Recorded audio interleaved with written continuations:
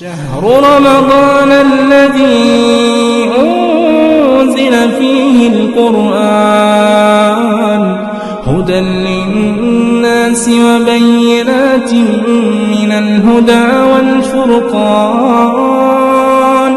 فمن شهد منكم الشهر فليصمه ومن كان مريضا أو على سفر فعدة من أيام أخر يريد الله بكم اليسر ولا يريد بكم العسر ولتكملوا العدة ولتكبروا الله على ما هداكم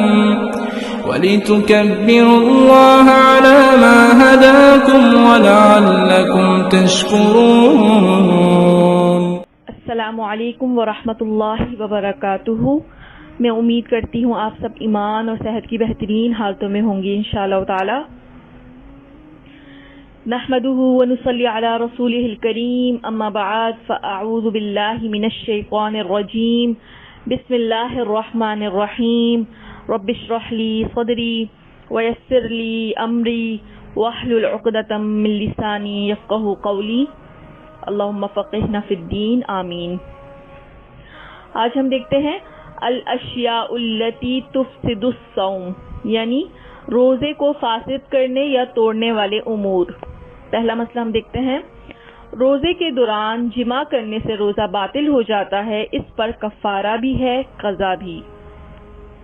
روزے کا کفارہ ایک غلام آزاد کرنا ہے یا 2 ماہ کے مسلسل روزے رکھنا یا 60 محتاجوں کا کھانا کھلانا ہے.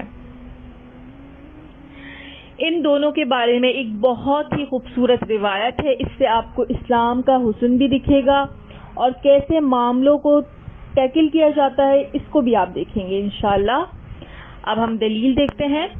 حضرت ابو ہریرہ رضی اللہ عنہ سے روایت ہے کہ ہم نبی اکرم صلی اللہ علیہ وسلم کے پاس بیٹھے تھے کہ ایک صحابی آئے اور کہنے لگے یا رسول اللہ صلی اللہ علیہ وسلم میں ہلاک ہو گیا. نبی اکرم صلی اللہ علیہ وسلم نے پوچھا کیا بات ہے؟ اس نے کہا میں روزے کی حالت میں بیوی سے صحبت کر بیٹھا ہوں. ان سے یعنی کہ یہ دریافت کیا کہ میں روزے کی حالت میں بیوی سے صحبت کر بیٹھا ہوں. ان کے اس الفاظ پر غور کیجیے گا کہ میں ہلاک ہو گیا. صحابہ کرام گناہ کو اپنے لیے ہلاکت سمجھا کرتے تھے. تو رسول اللہ صلی اللہ علیہ وسلم نے پوچھا کیا تو ایک غلام آزاد کر سکتا ہے؟ اس نے کہا نہیں. نبی اکرم صلی اللہ علیہ وسلم نے پھر دریافت کیا کیا 2 ماہ کے مسلسل روزے رکھ سکتے ہو؟ اس نے عرض کیا نہیں. نبی اکرم صلی اللہ علیہ وسلم نے پھر پوچھا کیا 60 مسکینوں کو کھانا کھلا سکتے ہو؟ اس نے عرض کیا نہیں، کیونکہ وہ خود غریب تھے. نبی اکرم صلی اللہ علیہ وسلم نے فرمایا اچھا بیٹھ جاؤ. ذرا اللہ کے نبی کا اخلاق تو دیکھیے. کوئی تانا دیا، کوئی طنز کیا، کوئی ایسی بات یا کوئی مذاق، کچھ نہیں. کیا کہا؟ بیٹھ جاؤ. نبی اکرم صلی اللہ علیہ وسلم تھوڑی دیر رکے. ہم ابھی اسی حالت میں بیٹھے تھے کہ نبی اکرم صلی اللہ علیہ وسلم کی خدمت میں ایک کھجور کا ارک لایا گیا. ارک بڑے ٹوکرے کو کہا جاتا ہے. نبی اکرم صلی اللہ علیہ وسلم نے فرمایا مسئلہ پوچھنے والا کہاں ہے؟ اس نے عرض کیا میں حاضر ہوں. نبی اکرم صلی اللہ علیہ وسلم نے فرمایا یہ کھجوریں لے جا اور صدقہ کر دے. اس سے پتہ چلا اگر کسی کے پاس کفارے کی رقم نہیں تو دوسرا بھی دے سکتا ہے. اس نے عرض کیا یا رسول اللہ صلی اللہ علیہ وسلم کیا صدقہ اپنے سے زیادہ محتاج لوگوں کو دوں؟ واللہ مدینے کی ساری آبادی میں کوئی گھر میرے گھر سے زیادہ محتاج نہیں. رسول اللہ صلی اللہ علیہ وسلم ہنس دیے، یہاں تک کہ نبی اکرم صلی اللہ علیہ وسلم کی داڑھیں نظر آنے لگی. نبی اکرم صلی اللہ علیہ وسلم نے فرمایا اچھا جاؤ اپنے گھر والوں کو ہی کھلا دو. اسے بخاری اور مسلم نے روایت کیا ہے. ہے اتنا پیارا دین کسی کا، گناہگار کو نہ کوئی شرمندگی دی نہ کوئی تانا دیا، بلکہ اس کو کھانا بھی مل گیا. اور لوگ بھی اللہ کے نبی سے کیسے اچھے اخلاق کی بات کرتے تھے. کوئی اور ہوتا تو ڈر دپک کر واپس چلا جاتا، کہیں ڈانٹ نہ پڑ جائے، کوئی کہیں کچھ کہہ نہ دے، اور کوئی کہے گا کہ ایک تو غلط کام کیا اور پھر اوپر سے تم یہ باتیں کر رہے ہو. تو یہ دیکھیں، یہ ہے ایک اچھے لیڈر کی خوبیاں. اس کا روب بھی کیسا ہوتا ہے، اور اللہ کے نبی کے ساتھ لوگ بھی اپنے آپ کو کمفرٹیبل فیل کرتے تھے. حالانکہ اللہ کے نبی نہ ڈانٹتے تھے نہ ڈپٹتے تھے، لیکن ان کی بات کا اثر ایسا ہوتا تھا کہ لوگ خود بخود آپ سے محبت کرتے تھے. اس سے پھر بات سمجھ آ گئی کہ حالات کے مطابق پھر جیسے مختلف چیزیں ہوں گی وہ پھر ایڈجسٹ کی جائیں گی. ایک اور ہم دلیل دیکھتے ہیں. حضرت سعید بن مسیب رضی اللہ عنہ کہتے ہیں، ایک آدمی نبی اکرم صلی اللہ علیہ وسلم کے پاس آیا اور کہا میں نے رمضان کا روزہ توڑ دیا ہے. نبی اکرم صلی اللہ علیہ وسلم نے اس سے فرمایا صدقہ کر، یعنی کہ صدقہ کرنے کا مطلب ہوتا ہے کفارہ دینا. اللہ تعالیٰ سے معافی مانگ اور روزے کی قضا ادا کر. اسے ابن ابی شیبہ نے مصنف میں روایت کیا ہے. اب آپ یہ دیکھیں، یہ ساری چیزیں روزہ ٹوٹنے کی ہیں. کسی بھی وجہ سے روزہ ٹوٹتا ہے تو پھر یہی ہے دلیل. اگر فرض روزہ رکھ کر توڑتے ہیں تو اس کا کفارہ ہے کیا؟ ایک غلام آزاد کرنا، آج کل وہ نہیں ہے. پھر 2 ماہ کے روزے رکھنا، وہ نہیں. تو پھر 60 مسکینوں کو کھانا کھلانا. جو بھی چیز تینوں میں سے ہو سکے اسے کر لیا جائے تو بہرحال کفارہ تو ادا کرنا ہی ہوگا. لیکن آج بھی اگر کوئی شخص ایسی صورتحال سے دوچار ہو اور تینوں کاموں میں سے کسی ایک کی بھی قدرت نہ رکھتا ہو تو اسے حسب استطاعت صدقہ کر دینا چاہیے. لیکن جب تینوں میں سے کسی ایک کام کی بھی استطاعت حاصل ہو جائے تو کفارہ ادا کرنا لازمی ہوگا. واللہ اعلم بالصواب. اب ہم ایک اور مسئلہ دیکھتے ہیں. قصداً قے کرنے سے روزہ ٹوٹ جاتا ہے اور اس پر قضا واجب ہے. خود بخود قے آنے سے روزہ نہیں ٹوٹتا. اس کی ہم دلیل دیکھتے ہیں. حضرت ابو ہریرہ رضی اللہ عنہ کہتے ہیں رسول اللہ صلی اللہ علیہ وسلم نے فرمایا جس روزے دار کو خود بخود قے آئے اس پر قضا نہیں ہے، البتہ جو روزے دار قصداً قے لائے وہ قضا روزے رکھے. اسے ابو داؤد اور ابن ماجہ نے روایت کیا ہے. یعنی قصداً قے کرنے سے روزہ ٹوٹ جاتا ہے اور اس پر قضا واجب ہے. اس کا آپ لوگوں کو تو پھر جواب مل گیا ہوگا. تو ہمارے ہاں عموماً وومیٹنگ کے بارے میں ہوتا ہے کہ وومیٹ کی صورت میں اگر خود بخود آ جائے تو روزہ نہیں ٹوٹتا. تو اس کا ہمیں پتہ چل گیا ہے کہ اگر خود بخود آ جاتی ہے تو روزہ پھر نہیں ٹوٹے گا، اگر آپ نے خود کی تو روزہ ٹوٹے گا. حکم کی روح سمجھ لیں، جس کام میں آپ کی اپنی انوالومنٹ آ جاتی ہے اس سے پھر روزہ ٹوٹ جاتا ہے.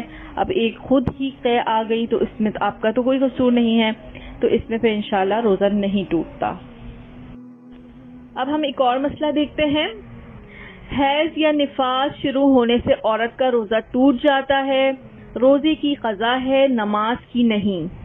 اس کی ہم دلیل دیکھتے ہیں.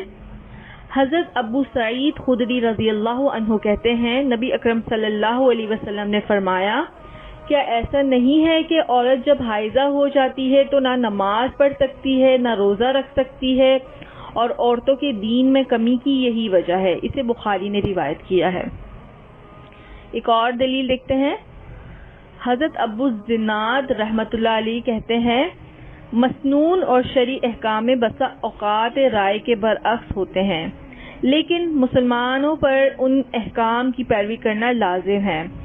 انہی احکام میں سے ایک یہ بھی ہے کہ حائضہ روزوں کی قضا تو دے لیکن نماز کی قضا نہ دے. اسے بخاری نے روایت کیا ہے. تو اس سے ہم نے دیکھا پیریڈز یا نفاس سے روزہ ٹوٹ جاتا ہے. ہم یہاں پھر یہ دیکھیں گے کہ جو ہمارے ہاں غلط فہمیاں پیش کی جاتی ہیں اور وہ کیا ہیں. تو وہ یہ ہیں کہ اگر 12 بجے کے بعد اگر پیریڈز آتے ہیں تو روزہ قائم رکھیں گے، پورا کریں گے. اور بعض دفعہ پیریڈز ختم ہو چکے ہوتے ہیں اور لوگ کئی دن تک روزہ نہیں رکھتے. پوچھیں تو کیا؟ تو اس کے عجیب و غریب سے عذر ہوتے ہیں کہ ابھی میں پاک نہیں ہوئی، ابھی میں نے اپنے آپ کو صاف نہیں کیا. تو اس پر بات کھول کر سننے کی بات ہے، کیونکہ یہ فرائض میں سے ہے. جس طرح فرض نماز کا وقت آ جائے اور اگر ہم نماز نہیں پڑھتے تو قضا واجب ہے اور گناہ ہوگا. اسی طرح جب پیریڈس آ گئے، آپ مغرب کی نماز کے لیے وضو کے لیے گئے اور آپ کو لگا آپ کو بلیڈنگ شروع ہو گئی، آپ کا روزہ ٹوٹ گیا، ثواب ملے گا، اللہ اجر ضائع نہیں کرتا، لیکن اس روزے کی قضا آپ بعد میں رکھیں گے، اور اگر آپ کا دل اللہ کے فیصلوں پر راضی ہے فوراً باہر آئیں۔ 5 منٹ ہیں، اگر 5 منٹ بھی رہ گئے روزہ کھلنے میں تو فوراً آپ کھجور کھا لیں۔ اتنا بھی ویٹ نہ کریں کہ میں بعد میں کھول لوں گی، یا 5 منٹ رہ گئے روزہ بالکل کھلنے میں تو میرا روزہ ہو جائے گا تو میں 5 منٹ بعد ہی روزہ کھول لوں گی۔ بعض دفعہ ہم کچھ مسائل کو اس طرح لیتے ہیں کہ جتنا ہم مشکل میں پڑیں گے اتنا ہی ہمیں اجر ملے گا، ایسا نہیں ہوتا۔ اللہ اور اس کے رسول کے حکم کو ماننے میں اجر ہے۔ ایک موقع پر آپ صلی اللہ علیہ وسلم نے کہا سب نکل جائیں، کسی مہم میں جا رہے تھے، تو اس کے بعد آپ نے نماز شروع کر دی۔ نماز پڑھنے کے بعد آپ نے سلام پھیرا تو پیچھے ایک صحابی کو دیکھا جو آپ کے ساتھ نماز پڑھ رہے تھے۔ آپ نے کہا تم ساتھ نہیں گئے؟ تو انہوں نے کہا اللہ کے نبی میری سواری بڑی تیز ہے۔ تو کہا میں نے سوچا کہ میں آپ کے ساتھ نماز پڑھنے کے اجر سے کیوں محروم رہوں، میں بعد میں بھی نکلوں گا تو ان کے ساتھ مل جاؤں گا۔ آپ صلی اللہ علیہ وسلم نے کہا تم ان سے تو ملو گے لیکن تم اس اجر کو نہیں پا سکتے جو انہوں نے پا لیا۔ اللہ اور اس کے رسول کی اطاعت، بات ماننا اصل بات ہے۔ بندہ مومن تو ہر وقت بے چین رہتا ہے کہ کہاں میرے رب کا کوئی حکم آئے اور میں اس کو ماننے کے لیے تیار ہو جاؤں۔ جس طرح مغرب سے اگر تھوڑی دیر پہلے پیریڈز آ گئے تو آپ نے روزہ کھول لینا ہے۔ اسی طرح دوسری طرف بھی آپ دیکھیے، اور یہ مسئلہ خاص طور پر بچیوں کو نہیں معلوم ہوتا، اور اسی طرح کئی روزے ضائع کیے جاتے ہیں۔ تو آپ پیریڈز سے ہیں، فار ایگزامپل آپ کو پیریڈز تھے اور اب آپ کے پیریڈز کا ختم ہونے کا وقت ہے، اب آپ کو لگتا ہے، مطلب آپ کو لگ رہا ہے کہ رات تک آپ پاک نہیں ہوتی، اور آپ کو امید ہے کہ آپ صبح تک آپ پاک ہو جائیں گی، تو آپ صبح اپنے آپ کو چیک کریں۔ صحابیہ جو تھی وہ روئی کے ساتھ دیکھا کرتی تھی کہ وہ پاک ہوئی کہ نہیں، اور اس کی ایک علامت ہوتی ہے کہ ٹرانسپیرنسی آ جاتی ہے، یعنی ایک صاف ستھرا پن آ جاتا ہے، اس سے پتہ چل جاتا ہے کہ کلین ہو گیا۔ اب فجر کا وقت ہے، آپ اٹھی، آپ اپنے آپ کو چیک کیجئے، اگر ٹرانسپیرنٹ ہے اور آپ نے غسل نہیں کیا ہوا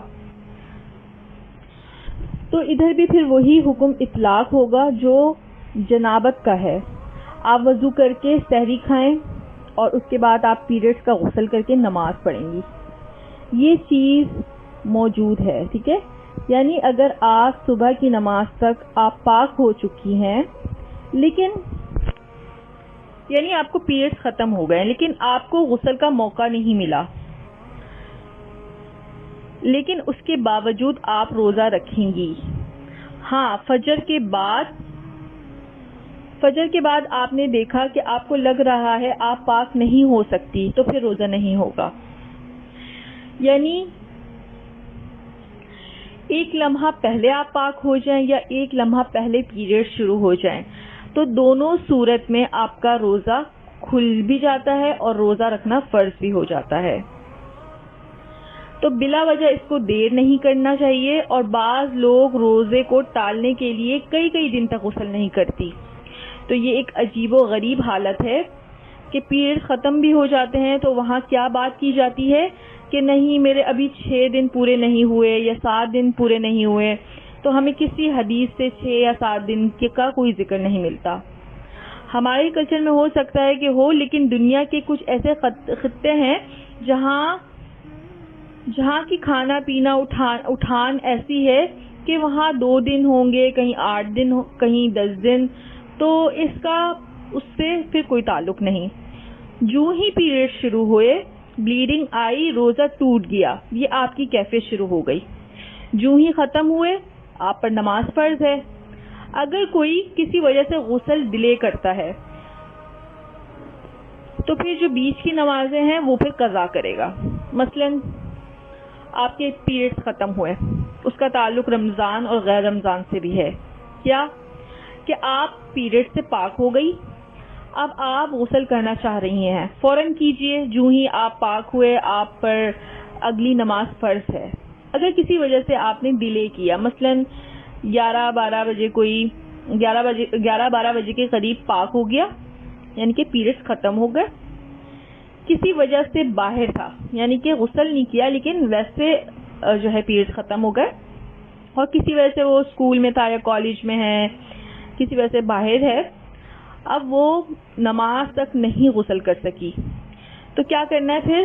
جب گھر واپس آئیں گے تو غسل کیا تو صرف عصر کی نماز نہیں پڑھیں گے, تو کیونکہ ہم 11-12 بجے کے ٹائم پہ ہو گئے فری, اور لیکن باہر ہونے کی وجہ سے ہم وقت پر غسل نہیں کر سکے, تو بیچ میں ظہر کی نماز آئی, لیکن ہم نے عصر کی نماز کے وقت ہم نے غسل لیا. ٹھیک ہے, تو پھر عصر کی نماز کے ساتھ ہم ظہر کی نماز بھی پڑھیں گے. تو پھر اسی طرح بعض لوگوں نے نماز چھوڑی بھی ہوتی ہے, مثلاً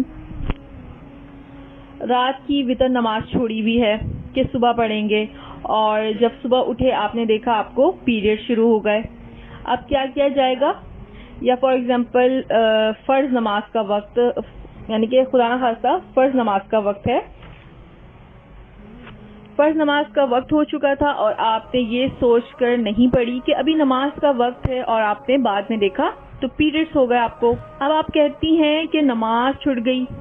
نہیں, اگر اس نماز کے وقت کے اندر آپ کی نماز چھوٹی ہے اور آپ نے نہیں پڑھی, تو جب آپ غسل کریں گی تو وہ آخری چھوٹی ہوئی نماز آپ پڑھیں گی.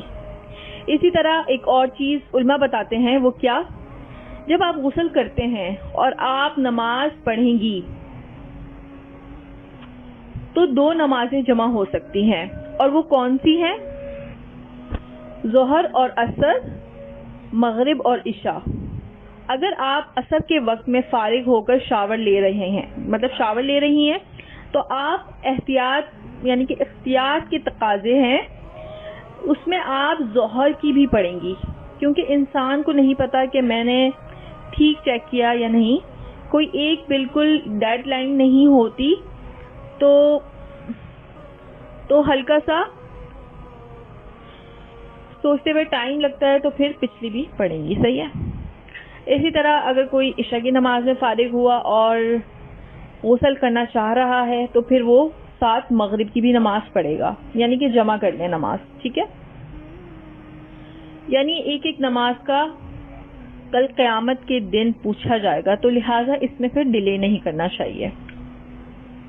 اس کے علاوہ پھر ایک اور بات جو تھوڑی سی ذاتی ہو جاتی ہے, لیکن جو چیز فائدے کے لیے ہے اس کا ذکر کرنا چاہیے. تو جو پیریڈز کا غسل ہے یا کوئی دوسرا غسل ہے, اس کا کوئی غیر ضروری بالوں کی صفائی سے کوئی تعلق نہیں ہے.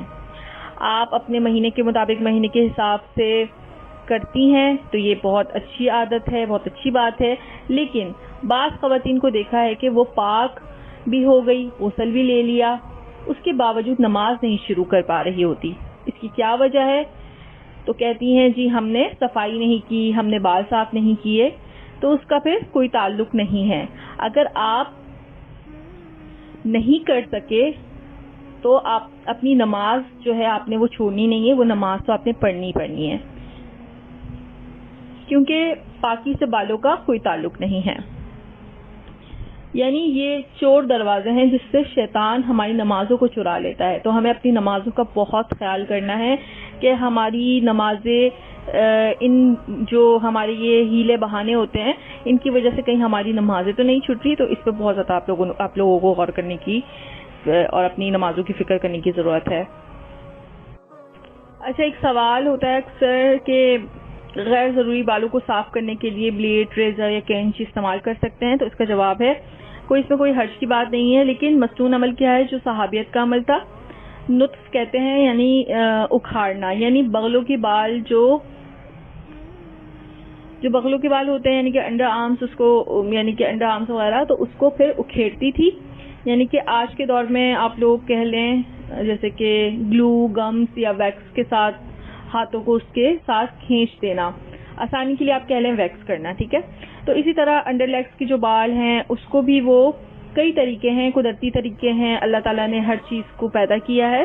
درختوں میں سے کچھ ایسی چیزیں نکلتی ہیں جس کو گندا پروزہ کہتے ہیں، کچھ لوگ اس کو استعمال کرتے ہیں.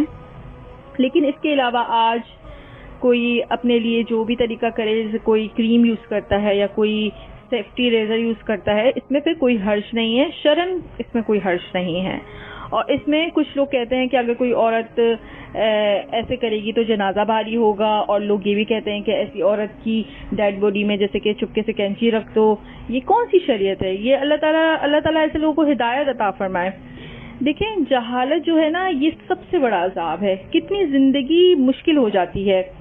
میں نے جب قرآن و حدیث پڑھا، مجھے ایسا لگا زندگی کے اوپر سے جو ہے نا بوجھ اتر گیا. یعنی زندگی کے بوجھ اتر کے ہمارے جو کندھے ہوتے ہیں وہ ہلکے ہو گئے. ہم نے انہی سارے معاملات میں، چاہے شوہر بیوی کا ہو یا غسل کا، کتنی عجیب چیزیں لوگوں نے اپنے کندھوں پر رکھی ہیں. تو ترس آنا چاہیے ہمیں لوگوں کی حالت پر کہ لوگ کس طریقے سے دین کے نام پر مشکل میں ہوتے ہیں. الحمدللہ اس میں ہمارے لیے کافی انفارمیشن تھی، اور اللہ کرے ہم ان باتوں کو اپنے عمل کے لیے سیکھیں. ان باتوں کو پڑھنے کا مقصد ہی ہے کہ عمل ہو. بعض دفعہ عمر کے ایک خاص حصے میں جا کر بات پتہ چلتی ہے تو انسان کو تکلیف محسوس ہوتی ہے کہ میں نے یہ بات پہلے کیوں نہ جانی. تو اللہ کرے ہم شعور کی عمر سے پہلے ہی ان باتوں کو لینے والے بن جائیں. آمین. اپنی دعاؤں میں بہت یاد رکھیے گا. جزاک اللہ خیرا کثیرا. السلام علیکم ورحمۃ اللہ وبرکاتہ.